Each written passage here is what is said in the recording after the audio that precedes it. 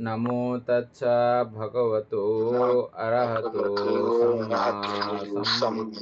सम्बुद्धस्स। जगत पूज्य महाकारुणिक तथागत सम्यक सम्बुद्ध শ্রীচরণে কৃতজ্ঞ প্রণাম নিবেদন করে প্রজ্ঞাপারমিতে অংশগ্রহণকারী সকল উপাসক উপাসিকাগণের নিরোগ দীর্ঘায়ু সুখী জীবন তথা জ্ঞান বিমণ্ডিত জীবন কামনায় শুরু করতে চলেছি আজকের অভিধর্ম চর্চা ক্লাস। সাধু সাধু মঙ্গল।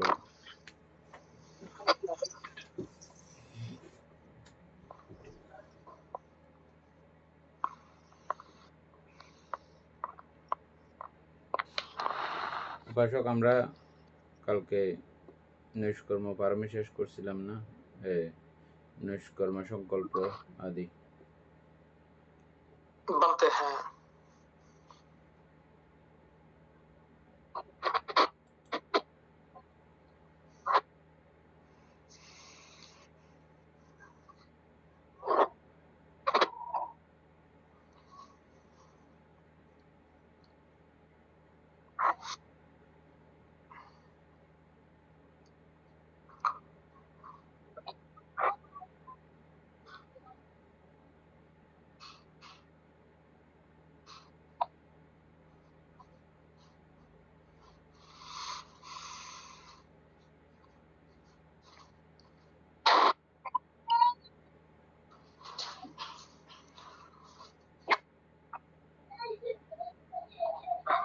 আজকে অব্যাপদ সংকল্প এটা আচ্ছা, এগুলো একটু আলোচনা করার ইয়ে ছিল যে কালকে নৈষ্কর্ম সংকল্প মনে হয় আলোচনা হয়েছিল একটু, নাকি? অব্যাপাদ সংকল্প ক্রোধ করব না বা ক্রোধ ত্যাগ করার সংকল্প হচ্ছে যে সাম্মা সংকল্প, সম্যক সংকল্প। এখানে সম্যক হলে ওই ক্রোধটাকে আমরা তো ক্রোধ এমনি ত্যাগ করা সংকল্প আমরা আমাদের সংকল্প করি, কিন্তু এই ক্ষেত্রে সম্যক সংকল্পটা কিরকম হবে আমার ক্লিয়ার হওয়ার জন্য যে প্রশ্ন করছিলাম। ক্রোধ করব না এবং না সম্যক সংকল্প তখন থেকেই উদযাপিত হয় যখন থেকে তিনি আর ক্রোধ করেন না। এটা তখন মানে শুরু হয়েছে কাজ করা, ওটা সম্যকে পরিণত হয় তখন। হ্যাঁ, আর এটা সম্যক ভাবে যেটা আমরা মার্গ বলি, মার্গ যখন বলি মার্গ প্রাপ্ত হয়েছে বা মার্গ লাভ করেছে এরকম বলি না আমরা, তার মানে তখন একসঙ্গে এই 8 মার্গের এট এ টাইম উদযাপিত হয়েছে, সবগুলো প্রতিপালিত হয়েছে। আর এই আর্যাষ্টাঙ্গিক মার্গের প্রতিপালন এটা এমন একটা অবস্থা যে এটা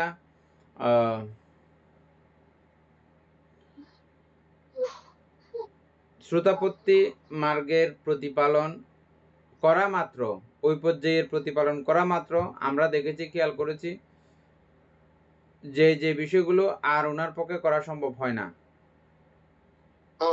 এরকম ক্রমিকভাবে সুকৃতগামী মার্গলাভী মার্গ যখন লাভ করেন তখন আরো কিছু করা ওনার পক্ষে সম্ভব হয় না।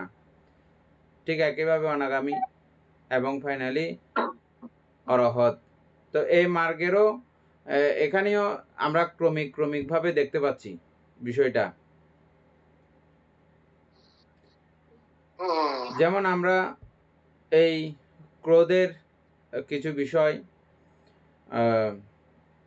যেমন শ্রোতাপত্তি মার্গচিত্তের মধ্যে আমরা কিছু বিষয় দেখলাম যে সেটা অধভাগীয় চিত্ত উৎপন্ন হয়েছে, কিন্তু বাচনিক বা কায়িকভাবে সম্পাদিত হয় নাই, এমন বিষয় আমরা দেখেছি। কিন্তু আবার অভিধর্মের আলোচনা অনুসারে দেখা যাচ্ছে যে চেতনাকেই আমি কর্ম বলি। বুদ্ধ সেটাও বলেছেন।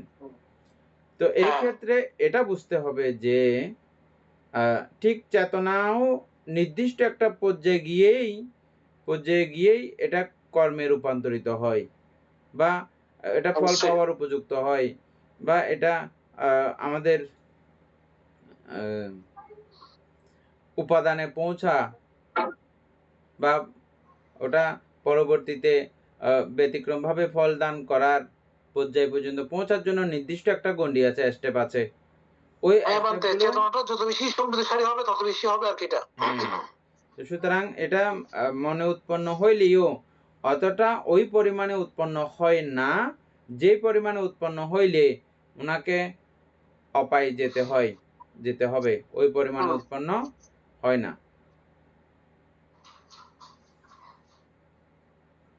তো ঠিক সেভাবে হুম, বিচার করতে হবে আরকি। আর আ হবে না। ক্রোধ এর বেলায়ও ঠিক সেভাবেই আপনি বুঝে নিতে পারবেন। ক্রোধ মনে উৎপন্ন হয়েছে, কিন্তু উৎপন্ন হইলেও পরবর্তীতে আপনি আ সেখানে ইয়ে করতে পারেন। অনেকে আছে ধ্যানে বসলেও ক্রোধ উৎপন্ন করে। হুম, মানে কৌশল না জানার কারণে। কিরকম? ধ্যান বসছে, আ কেউ এখানে শব্দ করতেছে বা নড়াচড়া করতেছে, গোসা উঠে যাইবে। হ্যাঁ, ধ্যান করিস দেন ওদের ইস! ফানলাস। এটাই তাই বানতে। অথচ করতেছে তখন মৈত্রীর কাজ। কিন্তু মনের মধ্যে যে এদিকে অমৈত্রী বাসা বেঁধে ফেলতেছে, এটা আর খেয়াল থাকে না। হ্যাঁ, বানতে এটা প্রথমত আমারও হয়েছিল বানতে অনেক আগে। হ্যাঁ, এটা আমার এটা অনেক সত্য কথা, এটা আছে। সাধক-সাধিকারা রিপোর্ট দেয় যে এজন্য অভিজ্ঞতা থেকে বলতেছি আরকি। হ্যাঁ? না, এটা বানতে আমারও হইছে। আমি আর যোগ্য তো তারপরে বলবো না, আমারও হইছে, আমি বুঝতেছি। তারপরে আমি তাদেরকে এই বনবান্তের কথাগুলো শোনাই। খুব সুন্দর কিছু আমাদেরকে উপদেশ দিতেন পরম শ্রদ্ধেয় বনবান্তে। দেখো বলতেছে যে আসলে অরণ্যচারী ভিক্ষুদের জন্য, একাকী যারা ধ্যান করেন তাদের জন্য আ সবকিছুই মোটামুটি জানতে হয়। উদাহরণ দিতেন আমাদেরকে কাঠমিস্ত্রির কথা নিয়ে। কাঠমিস্ত্রি যেমন একটা চেয়ার বা খাট বা যেকোনো জিনিসও বানাইতে গেলে প্রত্যেকটা যন্ত্রপাতির ব্যবহার যেমন তাকে জানতে হয়, কোন যন্ত্র কোন সময়ে কাজে লাগাবে, ওটা যেমন জানতে হয় হুম, এবং কোন যন্ত্র কতটা ধার করতে হয়।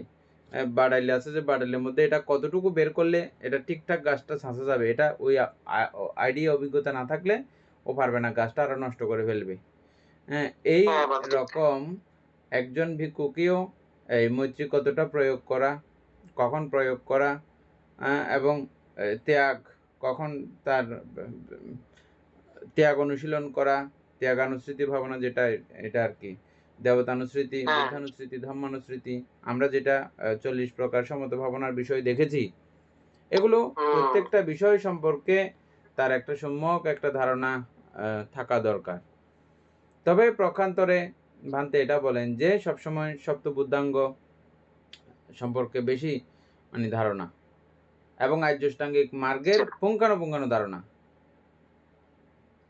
হুম, হ্যাঁ, এটা যখন কেউ জানবে না, বুঝবে না, তখন ওই বসলে মাত্র একটু ১৯-২০ হইলে গোসা উঠে যায়। হুম, হ্যাঁ, তার মানে উনি এখনো ভালো করে শিখে না। গোসা উঠলে বুঝতে হবে যে এখনো শিখা হয়নি। এখনো বোঝা হয়নি।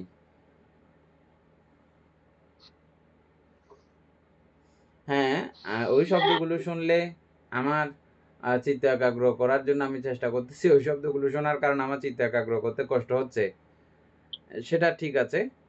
চিত্ত একাগ্র করতে কষ্ট হচ্ছে সেটা ঠিক আছে। কিন্তু তার মানে এই নয় যে আমি ওই বিষয়ের প্রতি, ওই ব্যক্তির প্রতি ক্রোধ উৎপন্ন করে ফেলবো। তাইলে তো আমি পুণ্য করতে গিয়ে আবার গন্ডগোল করে ফেলতেছি। হ্যাঁ, বানতে ঠিক।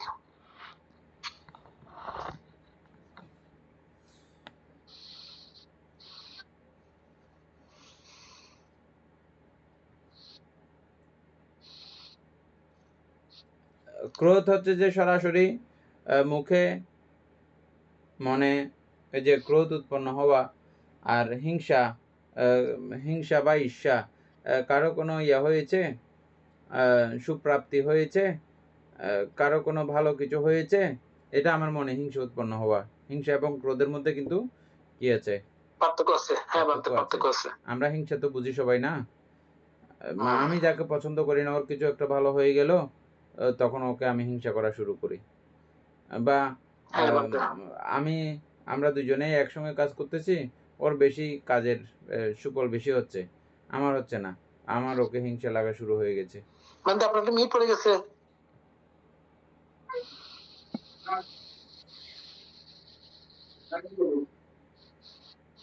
তারপরে তাহলে আমরা নিষ্কর্ম সংকল্প না, সম্যক সংকল্প আমরা বুঝতে পারলাম না। মানতে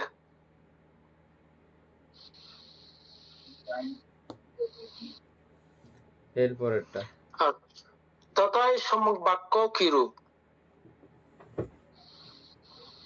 মিথ্যা বাক্য বলা হতে বিরতি, ভীষণ বেদ বাক্য বলা হতে বিরতি, পরুষ অর্থাৎ কর্কশ বাক্য বলা হতে বিরতি, সম্প্রলাপ বৃথা বাক্য হতে বিরতি, একই সম্যক বাক্য বলে।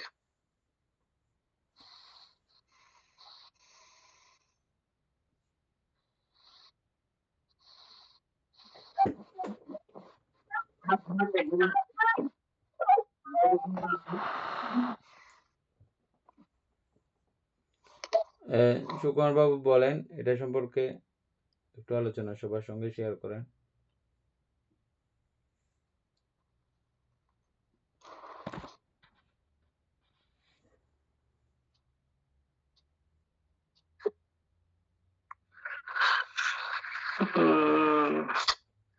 এমনি তো বলতে এখানে তো আমরা তো আগে তো জানি অবশ্যই, মানে সম্যক বাক্য অথবা 4 প্রকারের হয়ে থাকে। এটা তো যথার্থ বাক্য লাভ আর কি, যেগুলা কোনো কাজে আসবে না সেরকম বাক্য বলা থেকে, অর্থাৎ বিরতি থাকতে হবে আমাদের। অর্থাৎ এখানে 4 প্রকারের বাক্যের মধ্যে মানতে মিথ্যা, পিছন্ন, পরুষ, সম্প্রলাপ আর কি। একদম এগুলো মানতে মানে একটা নিরর্থক বাক্য আর কি, এগুলো থেকে আমাদের বিরত থাকতে হবে মানতে আর কি। উপাসক বলেন।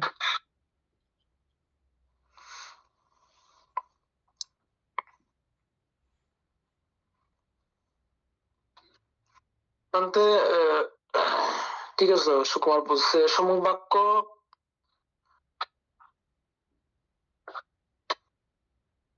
কিরূপ? মিথ্যা বাক্য বলা হতে বিরতি, মানে যে বাক্য বললে যে বাক্যের দ্বারা কারো কোনো উপকার আসবে না, বরঞ্চ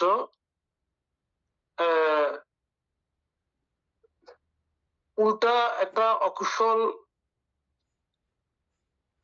কর্ম হয়ে যায় ওই মিথ্যা বাক্যের দ্বারা, ওইখান থেকে বিরত থাকাটাই হচ্ছে এখানে সম্যক বাক্য। আর পিছন বাক্য হচ্ছে এখানে ভেদকতা, মানে কোন একটা বাক্য বলে একজনের সাথে একজনের মধ্যে ঝগড়া বিবাদ লাগিয়ে দেওয়াটা এখানে বেদবাক্য বলা হচ্ছে। আর পুরুষ বাক্য হচ্ছে মানে কর্কশ কর্কশ করে বলাটা। তারপরে সম্প্রলাপ হচ্ছে বৃথা বাক্য, যে বাক্যের দ্বারা কারো উপকারও আসবে না, শুধু শুধুই সময় নষ্ট করা। এই 4টা থেকে বিরত থাকলেই হচ্ছে সম্যক বাক্য।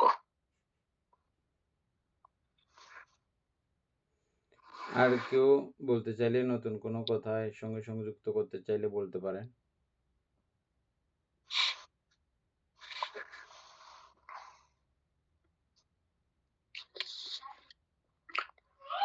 আমি একটু করে বলবো। বলেন।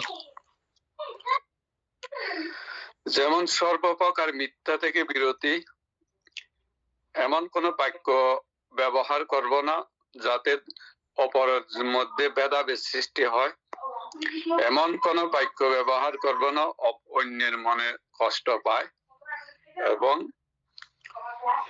অযথা কোনো আলাপ করব না যেটা কোনো কাজের আসে না, এটাই সম্যক বাক্য। ঠিক আছে।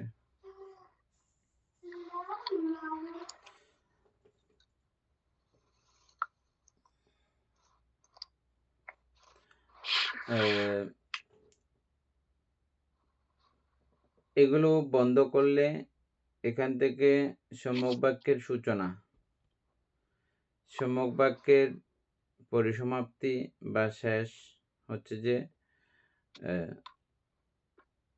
দুঃখকে সত্য বা শ্রেষ্ঠ সত্য বলতে পারা, এটা শ্রেষ্ঠতম সম্যক বাক্য। দুঃখের কারণ আছে এবং ওই দুঃখের কারণ যেমন তেমনই বলা, ঠিকঠাক মতো বলতে পারা, এটা সম্যক বাক্যের শ্রেষ্ঠতম পর্যায়। এবং দুঃখ নিরোধের উপায় এই চারিয়ার্য সত্য, এগুলো হচ্ছে যে মানে সাম্মা বাচা বা সম্যক বাক্যের চরম পর্যায় পর্যন্ত। এখান থেকে শুরু, কোনখান থেকে? মিথ্যা ত্যাগ করা, মিথ্যা ত্যাগ করে সত্যি বলার অভ্যাস গঠন করা। আমাদের কষ্ট, ছোটবেলা থেকে আমরা মিথ্যা বলতে বলতে অভ্যস্ত, আমাদের দেশীয়ভাবে আমরা, এজন্য। কিন্তু এখানকার সন্তানরা যারা জন্ম হয়েছে তাদেরকে আপনারা নিশ্চয়ই খেয়াল করতেছেন, আপনাদেরই বাচ্চা, আপনারাই খেয়াল করতেছেন, ওদেরকে মিথ্যা বলানো যাচ্ছে না। আপনারা নিশ্চয়ই এটা খেয়াল করতেছেন। তো আমরা দেশীয় সূত্রে এটা প্রাপ্ত হয়ে গেছি। এই জন্যই পাতিরূপা দেশবাসা পুব্বেসা কথা ভূঁইয়াতা, পূর্ব সঞ্চিত পুণ্য থাকলেই প্রতিরূপ দেশে জন্মগ্রহণ করা যায়, আবার প্রতিরূপ দেশে বাস করলে এই মঙ্গলগুলোর সঙ্গে অটোমেটিক ভাবে কানেক্টেড। যে যে দেশে এভাবে জন্মগ্রহণ করলে মানে মিথ্যা বলার প্রয়োজনও পড়ে না। যে যাই হোক, মিথ্যা না বলে সত্য বলার অভ্যাস গঠন করা, যেটা সত্য যেমন সত্য তেমন। এই ক্ষেত্রে অনেক ব্যতিক্রম কিছু প্রশ্ন আসছে, আপনাদের সঙ্গে শেয়ার করলে আপনাদেরও কিছু উপকার হতে পারে। কথা সত্য, কথা ঠিক, সবকিছু ঠিক, কিন্তু সেখানে বুদ্ধ বিভাজ্যবাদের কিছু বিষয় টেনে এনেছেন, একদম সত্যি কথা। কিন্তু এখন বললে মাত্র এটা মহা গদিশ লেগে যাবে, একজনের প্রাণও চলে যেতে পারে। তো এই প্রাণ চলে যাওয়া আবার আমার এই কথার কারণে হয়ে গেল না তো, এরকম করে আমাকে পরবর্তীতে আফসোস করতে হবে না তো। ওরকম পর্যায়ে ওই ব্যক্তি কিভাবে কি করেন, তখন ওনাকে বলেছেন কলাকৌশলী হওয়ার জন্যে বা বিভাজ্যবাদী, বিচার বিবেচনা অধীন হওয়ার জন্যে। উদাহরণস্বরূপ আপনাদেরকে আমি আগেও বলেছি, সাপে ব্যাঙ ধরেছে, তা এখন ব্যাঙটা যদি খুলে নিই সাপ থেকে বা করি, খাবারটা যে কোনোভাবে ও খেতে পারলো না, ব্যাঙটাকে বাঁচাই দিলাম, তারপরে এদিকে আমি সাপকে কি করে দিলাম, ক্ষুধার্ত করে দিলাম না। তো এই ক্ষেত্রে কি বলেছিলেন আপনারা, উত্তর কি দিয়েছিলেন যে কোনটা বেশি ক্ষতি হলো?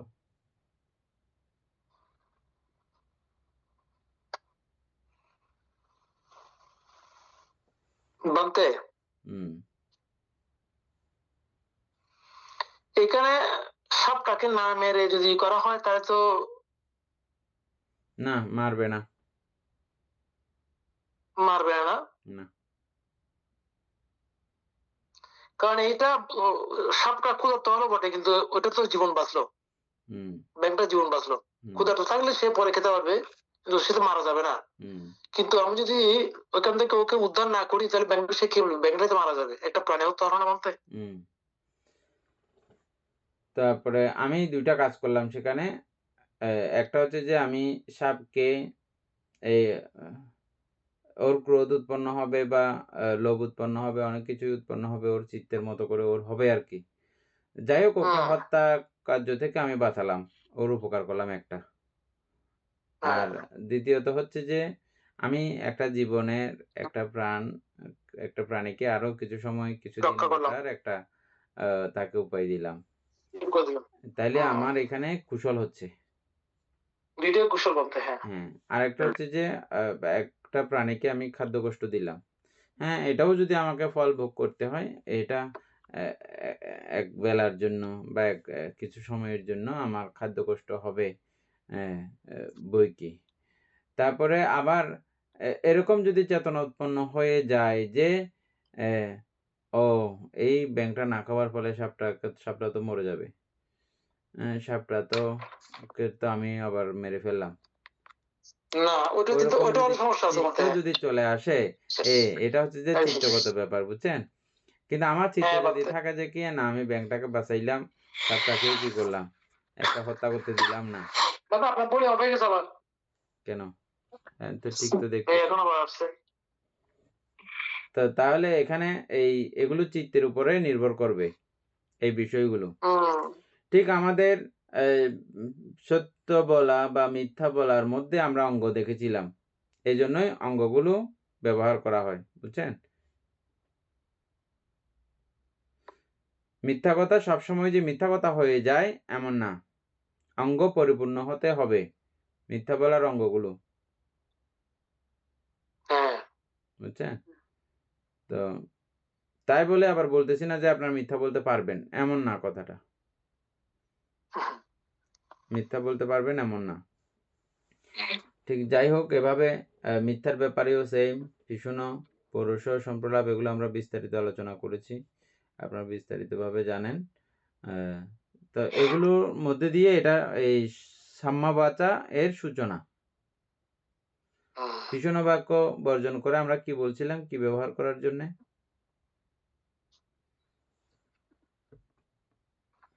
সংযুক্তি বাক্য। তিনজনের মধ্যে চক্র।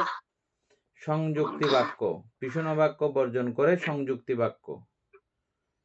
ও আচ্ছা, হ্যাঁ। মনে আছে আপনাদের? সংযুক্তি বাক্য। আমাদের এটা খুব অভ্যাস কম। আমরা এটা করব। ধীরে, ধীরে সবাই আমরা করব। এটা সমাজের জন্য সকলের জন্য অত্যন্ত উপকারী। সংযুক্তি বাক্য। বুঝছেন? এটা শুরু করলে আপনার ওটা অটোমেটিক বন্ধ হয়ে যাবে। ভীষণও বন্ধ হয়ে যাবে। এটা বলতে একবার না উদাহরণ দিতে ভুলে গেছি আমি, কি জানি। একবার উদাহরণ দিয়েছিলাম এরকম, এটা আমার প্রত্যক্ষ ঘটনা। বইয়ে পড়ি, আমরা তো কখনো এগুলো এপ্লাই করি না কেন? এই এপ্লাই করার জন্যই এই মানসিকতা তৈরি হয়েছে, আমি করেছি। এবং এটা সফল তিনজনের হয়েছে। মধ্যে এটা না বলতে, হ্যাঁ? তিনজনের মধ্যে মানে একজনের কাছে গিয়ে একজনের ভালো শাস্তি চাচ্ছে যেটা আর কি এরকম। হ্যাঁ, আমি একটা গ্রামে ছিলাম। ওই গ্রামে ২ জন বড়, বড় ভান্তে ছিল। তারপরে আ অন্যান্য দূরের কোনো ব্যক্তির কথা, দূরের কোনো ভান্তের কথা বলছে না। ওনারা ওনাদের এই ২ জনের কথাই। আমি যখন গেলাম, তারপরে আমাকে বলছে যে অ্যা অ্যা কথোপকথন হওয়ার পরে অমুকে এরকম, এরকম। দোষ থাকে না, একটা মানুষের অরহত না হওয়া পর্যন্ত তো এগুলো দোষ থাকবে। আর অরহতের কথা বাদ দেন। আমাদের বর্তমান প্রেক্ষাপট এটা আমাদের কারো কাছেই অজানা নয়। হ্যাঁ, প্রেক্ষাপটের কারণেই অনেক এরকম ব্যতিক্রমতা। এটার কারণে এটা হয়, এটার কারণে এটা হচ্ছে, এরকম নানা দোষে জর্জরিত আমরা। তা আমাদের সচরাচর আমরা এশিয়ান মানুষরা বা যাদের জ্ঞান দুর্বলতা, তারা অধিকাংশ সময় আমরা ভুলগুলোই বেশি কাউন্ট করি, হিসাব করি। দোষগুলো আমরা হিসাব করি না। আমাদের ঘরের মধ্যেও দেখবেন আমরা কখনো দোষ গুণ করলে এগুলোর জন্য আমরা ব্রাভো দিই না কখনো। কিন্তু কিছু একটা খারাপ, "হেৎ ব্যাঙ কিলে" একদম তাকে উছুড়ে ফেলাবো। কিন্তু ও যে এতগুলো সুন্দর, সুন্দর কাজ করেছে সারাদিন, ছোট মনা, ছোট বাচ্চা বা স্ত্রী বা স্বামী, এগুলোর জন্য আমরা কি কখনো ধন্যবাদ দেওয়ার আমাদের কাছে কিনারেও আমরা থাকি না। কিন্তু একটু ভুল করলে মাত্র এগুলো। যাই হোক, এটা আমাদের মানে মজ্জাগত অভ্যাস হয়ে গেছে। তো এই এটা আপনাদেরই সন্তান আমরা। আমাদের থেকেও এগুলোই উতরায়, এগুলোই বাইর হয়। কারো প্রশংসা আমাদের সহজে মুখ দিয়ে বাইর হয় না। একটা ব্যক্তি নিয়ে আলোচনা করতে গেলে ওর প্রশংসাগুলো না বলে আমাদের আগেই বের হবে যে অপ্রশংসাগুলো, কুকীর্তিগুলো, খারাপ কীর্তিগুলো। এগুলো বলতে গিয়ে অবশ্য আমার নিজেরও অনেক ক্ষতি হয়। যার বলবো যার প্রেক্ষিতে বলবো তার ক্ষতি হয়তো সামাজিকভাবে হবে, আর সামাজিকভাবে কিছু অবক্ষয় দুর্নাম রটিত হবে বটে। তবে এটার মাধ্যমে আমি এটা একটা করলাম, ভীষণ বাক্য জাতীয় অবস্থা এটাও একটা করলাম। দ্বিতীয়ত অপরের এই দোষ চর্চা করার কারণে আমি মক্ষিকা সদৃশ্য মাছির মতো, মাছিরা যেমন সবসময় দুর্গন্ধ ঘাটাঘাটি করে, ওই জাতীয় একটা মানসিকতা আমার মধ্যে তৈরি হওয়ার কারণে আমার মনটা একটু ইয়া হয়ে যায়, মানে নোংরা হয়ে যায়। নোংরা বিষয়ে আমার কিছুক্ষণ চর্চা হলো এক। তো যাই হোক, এগুলো না করে আমরা সবসময় চর্চা করব যে কি ভালো কিছু ইয়া করার জন্য। তারপরে ওই ভান্তে আমাকে কিছুক্ষণ কথাবার্তা বলার পরে ওই ভান্তের সম্পর্কে বলছে অমুক ভান্তে এরকম এরকম এটা এটা এটা এটা এটা এটা অনেক কিছু মানে খারাপ প্রসঙ্গ আমাকে তুলে ধরলেন। আমার আর ইতিহাস ঘেটে মানে ওদের খারাপটা জানতে হইল না, বুঝছেন। কিন্তু এটা জেনে ওই যে মনে করেন আমি এটা শুনছি, আমি এটা যদি আমার সুন্দর মানসিকতা না থাকে তখন আমি ওনাকে কিন্তু আটকাইতে পারি, যার প্রকৃতি এখন শুনছি। হ্যাঁ, আপনি তো ওয়ান করেন, আপনার তো এরকম এরকম কুকীর্তি আছে, এটা বলে আমি ওনাকে দমন করতে পারি। ওই জাতীয় কিছু কিন্তু অনেকেই করে এটা শোনার পরে। কিন্তু পুণ্য কৌশলীরা এমন করেন না। যারা পুণ্য করতে ভালোবাসেন বা কুশলের মধ্যে থাকতে ভালোবাসেন তারা এরকম করেন না। আমি সেদিন কুশলটাই করেছিলাম। আমি এগুলো সবগুলো শুনলাম, শোনার পরে আমি বললাম ভান্তে এমনি আপনাকে তো অনেক উপকারও করেছে না, এগুলো মানে একটু বাতলাই দিতে হয়, বুঝছেন। এই জায়গাতে মানে নিজেকে একটু সতর্ক থাকতে হয় যে কি ভান্তে আপনাকে এমনি মাঝে মধ্যে তো উপকারও করেছে না টুকটাক। অবশ্যই এই বিয়ে আর যে যে উপকার করছে কিন্তু কম না, কিন্তু ওই সময় ওই উপকার নগরলে আর কেমন দূরত্ব দিত। হ্যাঁ, ওইয়ান কম নয় আসলে, ওই বহুত উপকার করছে। আর এটা যখন একটু করে আমি যখন উস্কানি দিলাম, এবার উপকারের কথাগুলো অনেকগুলো বাইর হইলো। খারাপ যেগুলো বলছে এগুলো আমি কোনো কিছুই মনে রাখি নাই বা আমার প্রয়োজন নাই। এটা ভালো যেগুলো বলছে এগুলো খুব ভালো করে মনে রাখছি আমি।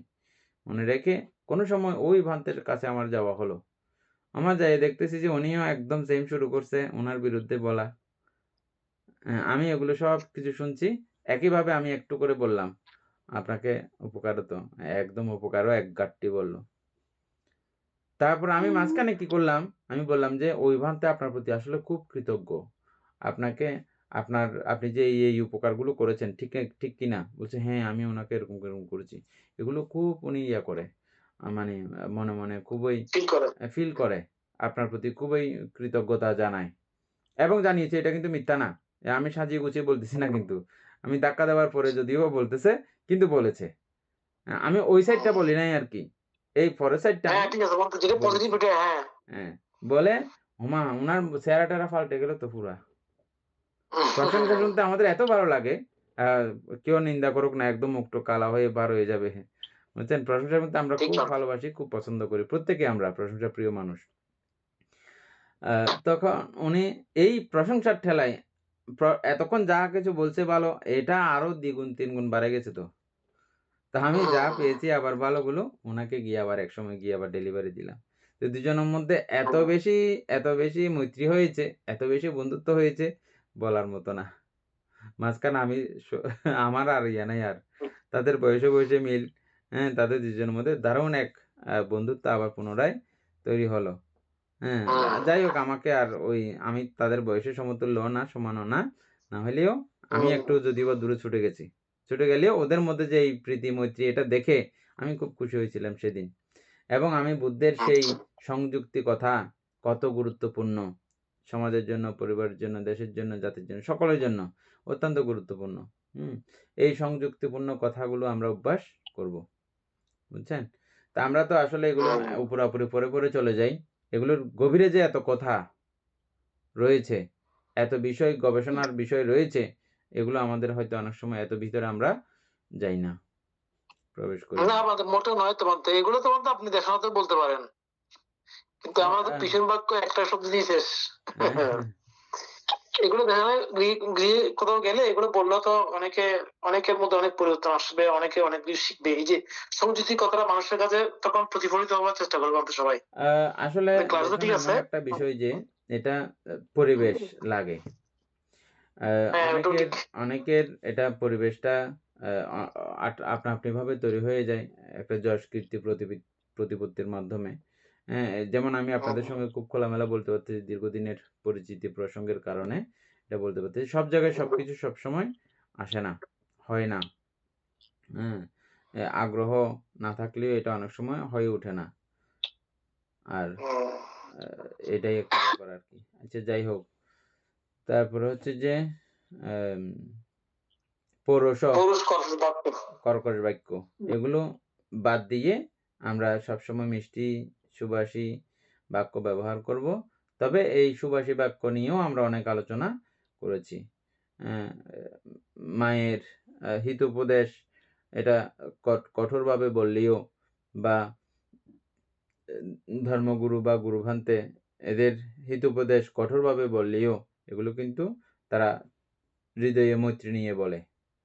তার হিত কামনায় এরকম কঠোর বাক্য প্রয়োগ করলেও এটা কর্কশ বাক্যের মধ্যে পড়বে না।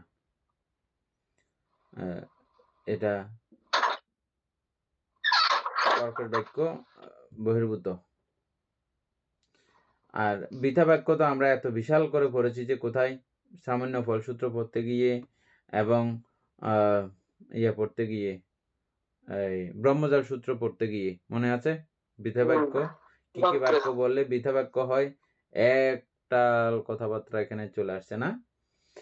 আর মূলত বৃথা বাক্যের চরম পর্যায়ে চরম অবস্থা চারিয়ার্য সত্যের বাইরে চারিয়ার্য সত্যের প্রতিকূলে গিয়ে কথা বললে এগুলো বৃথা কথা একটা পর্যায়ে গিয়ে নর্মালি হচ্ছে যে বৃথা বাক্য হচ্ছে যে নর্মালি বৃথা বাক্য হচ্ছে যে অনর্থক অযৌক্তিক কথাবার্তা বলা এটা একটা পর্যায়ে আছে ওখান থেকে যেখানে বললে কারো ক্ষতি হবে না কারো কোনো সমস্যা হবে না ওই জাতীয় জায়গা থেকে এটা সূচনা হবে কিন্তু এটা শেষ হবে কোথায় চারিয়ার্য সত্যের কথন ওখানে গিয়ে এটা সমাপ্তি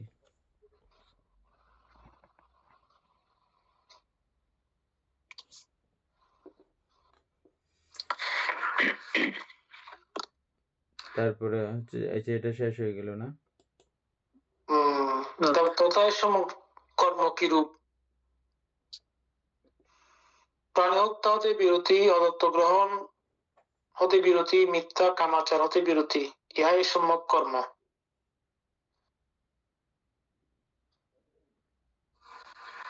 তারপরে ওই দিন আপনারা এই প্রশ্ন করেছিলেন বোধহয় মানে এখানে সুরা জাতীয় মাদক দ্রব্য সেবন আসে নাই কেন আপনারা প্রশ্ন করছিলেন নাকি আর আছে এটা প্রশ্ন আছে মানে এটা নাই কেন আর্যষ্টাঙ্গিক মার্গের মধ্যে এটা নাই কেন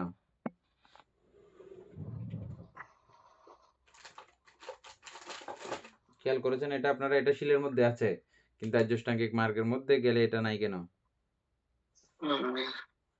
ও আচ্ছা এই আর্যষ্টাঙ্গিক মার্গ ওটা নাই বানতে ঠিক না ওটা তো আমরা সচরাচর আলোচনা করি না এই কারণেই যে মানুষ অনেক সময় হয়ে যায় উৎসাহী হয়ে যায় যারা মাদকাসক্ত আছে তারা অনেক সময় এটা নাই দেখে উৎসাহ বোধ করে অনেক সময় বুঝছেন না তো এটা আমাদের কথাবার্তার মাধ্যমে সমাজকে আমরা আবার অধপতন করে দিচ্ছি না তো সমাজের উত্থানকে ঘেড়ে চেপে দিচ্ছি না তো এই কথার মাধ্যমে সেজন্য আমরা অনেক সময় জিনিসটা মানে প্রকাশ্যে আনতে চাই না আনি না কিন্তু আপনারা এখানে সবাই বুঝেন আর আমি বিষয়টা আবার খোলামেলা করে বলতেছি এই কারণে যে এটা আবার ভবিষ্যতে কেউ দেখবে ভিডিওগুলো তারা শুনে আবার ব্যতিক্রম সংজ্ঞা যেন প্রাপ্ত না হয় সেজন্য এটা একটু খোলামেলা করে আমরা আলোচনা করে দেবো হ্যাঁ বলেন কেন দেয় নাই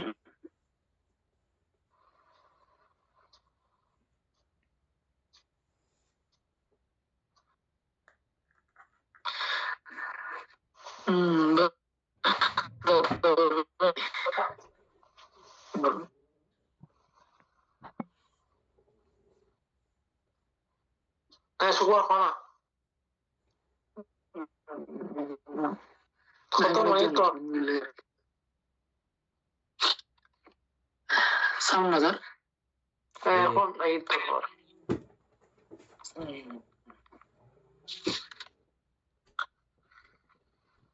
না বানতে আগে বলছিল একবার, অবশ্যই একটু করে তো মনে আছে মনে হয়।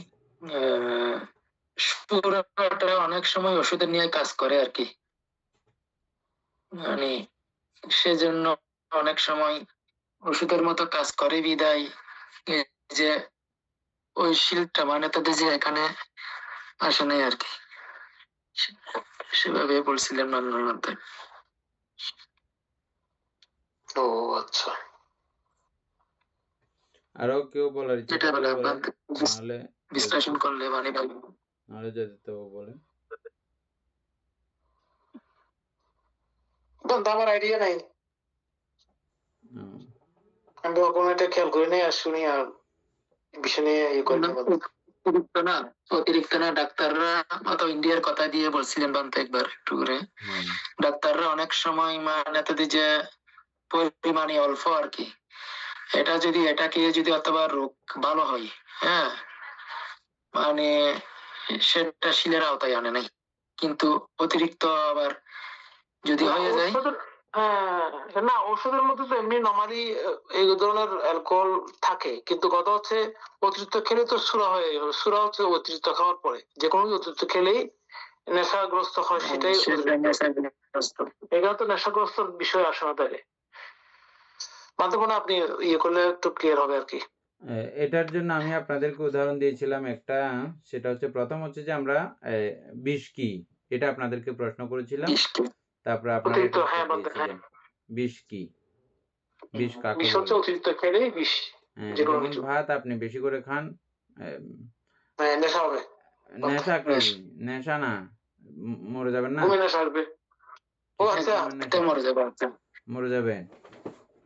পানি আপনি একটু নিয়মের বাইরে পানি খান না, হ্যাঁ এটা মরে যাবেন আপনি। পানি এটা এমনি তো নর্মালি জীবন না, প্রাণীর অপর নাম জীবন, কিন্তু আপনি পানি বেশি করে খান, অতি পরিমাণে খান, আপনি মারা যাবেন।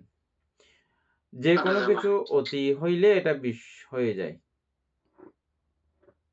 আবার বিষও যদি আপনি পরিমাণে যদি অল্প করে খান, এমনি বিয়াস হবেন, অজ্ঞান হবেন, এই হবেন সে হবেন, বুঝছেন, আপনি মারা যাবেন না। এবং খুব বিষধর সাপ যেগুলো নর্মাল মানুষকে কামড়ালে সঙ্গে সঙ্গে মারা যায়, আপনারা হয়তো গল্প গুজব শুনেছেন, এগুলো গল্প হইলেও সত্য।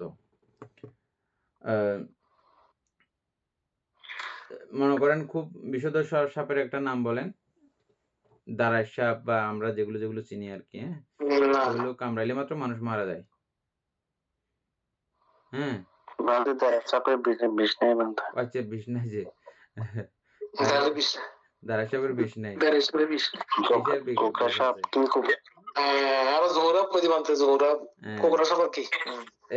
কোকড়া সাপ বা জোড়াপর বিষ, হ্যাঁ এগুলো কামড়াইলে মাত্র মানুষ মারা যায়। কিন্তু এগুলো কামড়াইলেও মানুষ মারা যায় না এমনও মানুষ আছে। মারা না যাবার পিছনে কি কারণ? কি কারণ? এর আগে থেকে এই বিষগুলো অভ্যাস করতে করতে, বিষগুলো উনি একটু একটু নিতে নিতে ওনাকে আর বিষে কাজ করে নাই। কিছু গল্প কথা করেও আমাদের কাছে কিছু কথা আসছে করোনা ভাইরাসের সময়। করোনা ভাইরাসে বাংলাদেশের মধ্যে তুলনামূলক আক্রমণ খুব কম হয়েছে। কম হওয়ার কারণ হচ্ছে যে আমাদের বাংলাদেশের মানুষের রসিকতা করেও বলেছে কথাগুলো যে এখানে করোনা ভাইরাস থেকেও ভয়ঙ্কর ভাইরাস আমাদের শরীরে বিদ্যমান, যার প্রেক্ষিতে করোনা ভাইরাসে আমাদেরকে কাজ করতে পারে নাই, ক্ষতি করতে পারে নাই। হ্যাঁ এরকম কথা আমরা রসিকতার মাধ্যমে শুনেছি, কিন্তু রসিকতা হইলেও বিষয়টার মধ্যে অনেক সত্যতা আছে। এর থেকেও ভয়ঙ্কর বিষাক্ত জীবাণু আমাদের শরীরে বিদ্যমান থাকার কারণে করোনা ভাইরাস এখানে কাজ করতে পারে নাই, বুঝছেন। ঠিক একই রকম যারা আগে থেকেই এই বিষ সেবন করে করে আসছে, তাদের এই সাপের কামড় রে তাদের মৃত্যু হবে না, বরং অনেক সময় সাপ মারা যায়। যদি সাপের সঙ্গে সরাসরি সম্পর্ক হয়ে যায়, রক্তের সম্পর্ক যদি হয়ে যায়, অনেক সময় সাপ মারা যায়, বুঝছেন? কিন্তু মানুষ মারা যায় না। এরকম ঘটনা আছে। যেমন আমরা সম্রাট অশোকের জীবনীর একদম অতীতকাল দেখলে আমরা পেয়ে যাব একটা ঘটনা, সেটা দেখলেই আপনারা বুঝে যাবেন। সম্রাট অশোকের দাদুর জন্ম হয়েছে যে ৩ ছাগলের পেট বদল করে ৩ ছাগলের পেট বদল করে মানে বাঁচিয়ে রাখা হয়েছিল। মাকে মেরে ফেলা হয়েছিল। বিষ খাইছে যে সেজন্য। রাজা নেশা করতে মানে সম্রাট অশোকের দাদুর বাবা, উনি নেশা করতে নেশায় যখন আর কাজ করতেছে না, তখন বিভিন্ন সাপের বিষ খাইতেন একটু তারা, বা বিভিন্ন কিছুর বিষ খাইতেন। বিষ দিয়ে তারা একটু নেশা করতেন, একটু জীবনী ভাব আসতো। তো এটা ক্রমান্বয়ে ডোজ বাড়াইতে এটা অনেক বেড়ে যায়। তো ওই বাড়ন্ত ডোজ কখনো সাধারণ মানুষের খাইলে কিন্তু আপনার সঙ্গে সঙ্গে মারা যাবে, কিন্তু রাজারা এটা ক্রমান্বয়ে আস্তে আস্তে বাড়াইছে। ওই রাজা, আমি রাজার নাম এখন মনে নাই, উনি ভাত খাচ্ছেন এবং প্রত্যেকদিন ওগুলো জিনিসগুলো দেওয়া হয়। বিন্দুসার না কি জানি, না বিন্দুসার না। রানী মনে করছে যে মা এটা এত কিছু শুকাইতে হবে বোধহয়, এখান থেকে একটু দিয়ে রাজা ভাত খায়, কিছু একটা শুকাইতে হবে বা কিছু একটা হবে, বুঝছেন না? তারপরে ওই ভাতগুলো খাওয়ার জন্য খুবই আগ্রহ প্রকাশ করেছে, একসময় খেয়েও ফেলেছে গোপনে, লুকোচুরি। খেয়ে মাত্র তো অবস্থা খুব করুণ। তারপরে রাজাকে বলছে এটা খেয়ে ফেলছে, রাজা সঙ্গে সঙ্গে করে ফেললো, গলা কেটে ফেললো এবং আনলো, বৈদ্য টৈদ্য সবাইকে এনে টেনে, তারপরে ওই তখন গর্ভ অবস্থায় ছিল, গর্ভ থেকে বাচ্চা বের করে ছাগলের পেটে, গর্ভবতী ছাগলের করে পেটের মধ্যে দিয়ে, মানে চিকিৎসা বিজ্ঞান তখনও কত উন্নত মানে ছিল, এই ডাক্তাররা এই গল্পগুলো পড়লে মানে বোঝা যায়। ৩ ছাগলকে পরিবর্তন করে ও পরিপক্ক করেছে ওই বাচ্চাটা, বুঝছেন? এটা সম্রাট অশোকের পূর্ব বংশধরের কথা। আচ্ছা, তো যাই হোক, এই যে বিষ, তাহলে মানুষে বিষ খেতে পারে, এটা ক্রমান্বয়ে অভ্যাস করে তুললে বিষও খেতে পারতেছে, ক্রমান্বয়ে একটা অভ্যাসের একটা ব্যাপার। আচ্ছা, তো এইভাবে যে কোনো কিছু যখন আমার মাত্রাধিক বা আমার শরীরে যেটা লোড নেবে না, যেটা হবে না, সেটা আমি যদি এভাবে খাই, ব্যবহার করি, এটা আমার জন্য বিষ হয়ে যাবে। এক গেল। দ্বিতীয়ত হচ্ছে যে আমাদের বাংলাদেশে ফেন্সিডিল নামক একটা মাদক আছে। আমরা প্রত্যেকে জানি এই ফেন্সিডিলটা কোনো মাদক না, এটা হচ্ছে যে একটা সিরাপ, সর্দি কাশি সিরাপ তো বলতে, হ্যাঁ নর্মালি সিরাপ, এটা ঘুমের নেশা, কিন্তু এটা বাংলাদেশের মধ্যে এটা মাদকতা হিসেবে ব্যবহার হয়ে গেছে। এখন এটা দেখলে পুলিশেও ধরে, এটা কারো হাতে দেখলে, কোনো অপ্রাপ্তবয়স্ক বা যে কোনো জনের হাতে এরকম অসময়ে দেখলে, এটা পুলিশেও আপনার এটার জন্য গ্রেফতার করে এখন, বুঝছেন? অথচ এটা একটা ওষুধের বোতল, ওষুধের সিরাপ, সর্দির কাশির সিরাপ। এটাকে যখন এইভাবে ব্যবহার করে, বেশি পরিমাণে খায়, তখন এটা হয়ে যায় মাদক।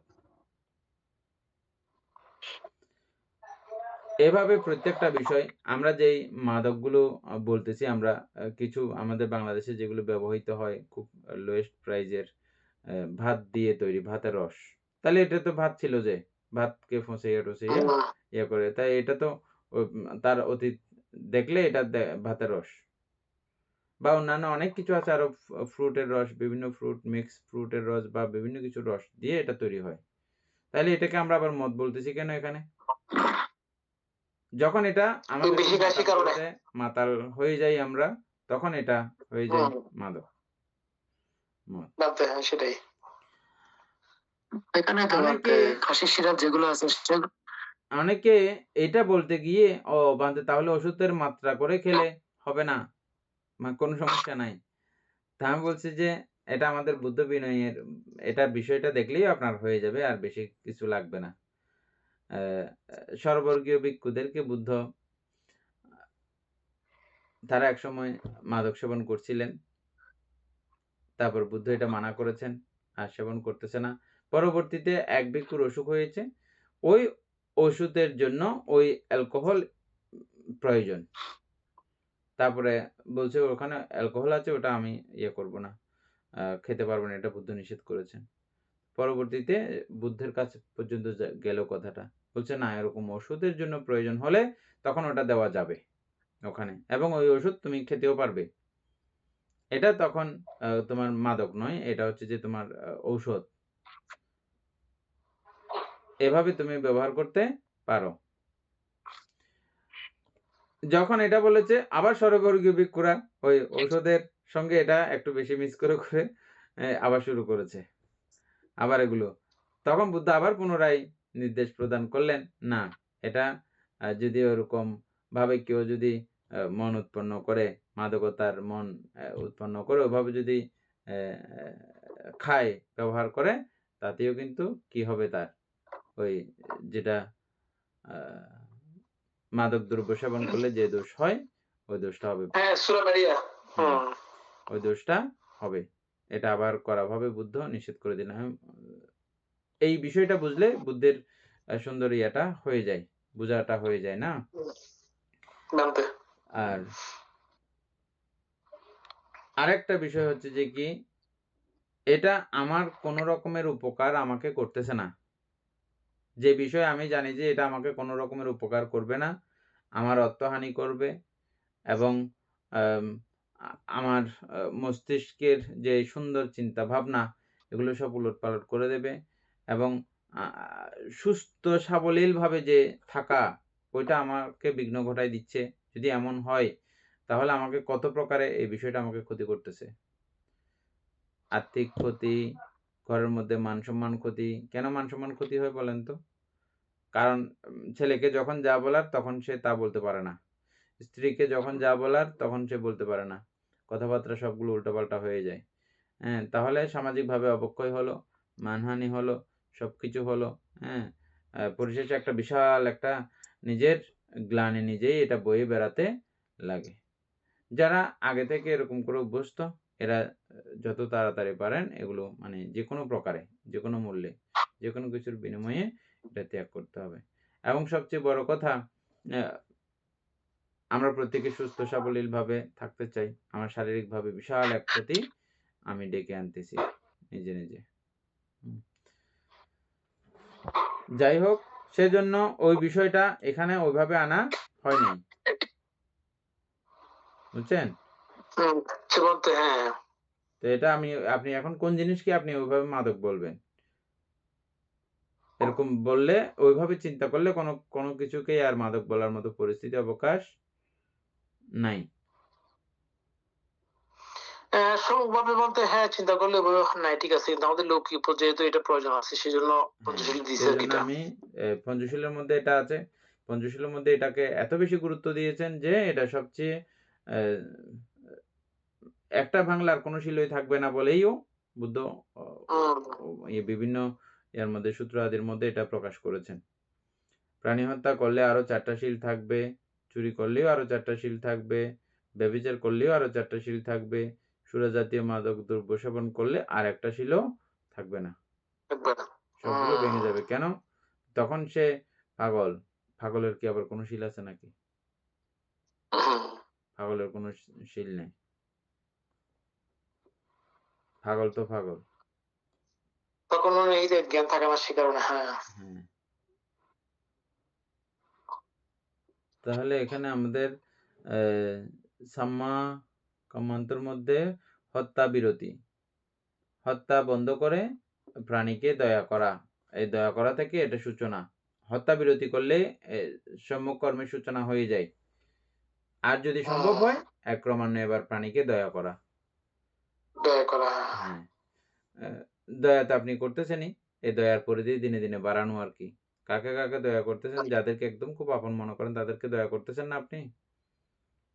যারা একদম নিকটতম জন, আত্মীয়জন, স্বজন আমাদের আছে না, এগুলোকে আমরা অলরেডি দয়া করতেছি। এই দয়ার পরিধি ক্রমান্বয়ে বাড়িয়ে তোলা, আস্তে আস্তে আস্তে বাড়াইতে বাড়াইতে এটা বাড়ে। তারপরে হচ্ছে যে অদত্ত গ্রহণ, চুরি ডাকাতি হতে বিরতি।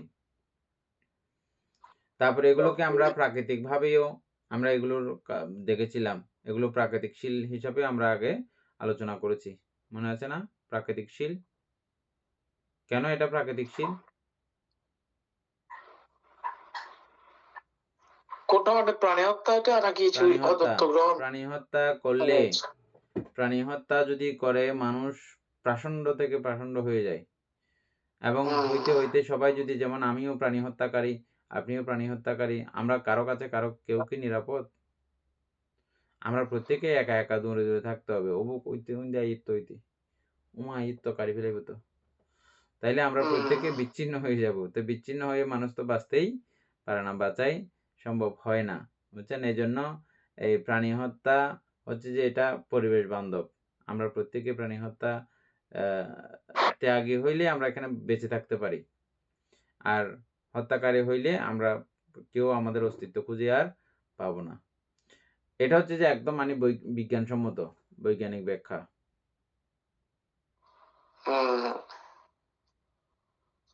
এবং এটা নিয়ে আপনাদের সঙ্গে অনেক গল্পও আলোচনা করা হয়েছে।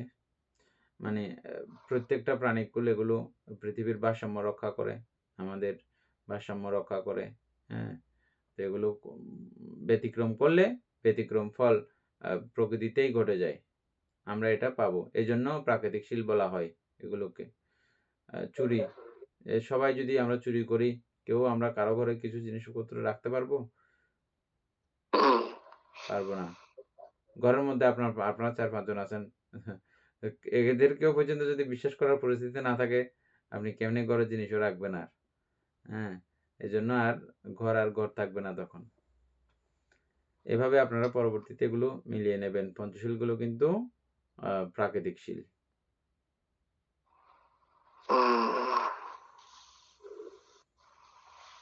মানে এটা আপনাকে পরবর্তীতে কর্ম বিচার করবে, আপনার ওইটার দরকার নাই, প্রকৃতি আপনাকে বিচার করে ফেলবে।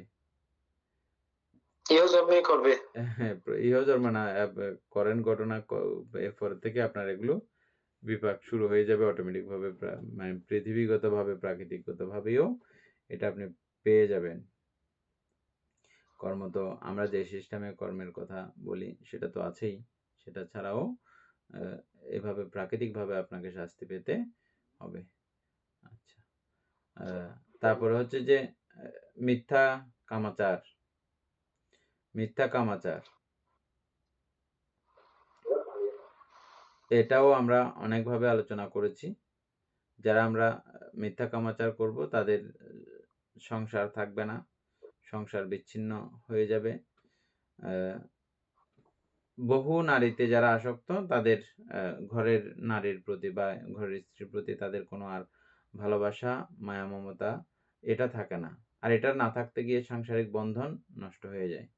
এবং কোনো স্ত্রীর যদি বহু পুরুষচারিতা থাকে, তাহলে তার স্বামীর প্রতি তার ভালোবাসা, মায়া, মমতা এটা থাকে না, কমে যায়। আর এটা কমতে কমতে একসময় আমাদের পরিবারগুলো বিচ্ছিন্ন হয়ে যায়।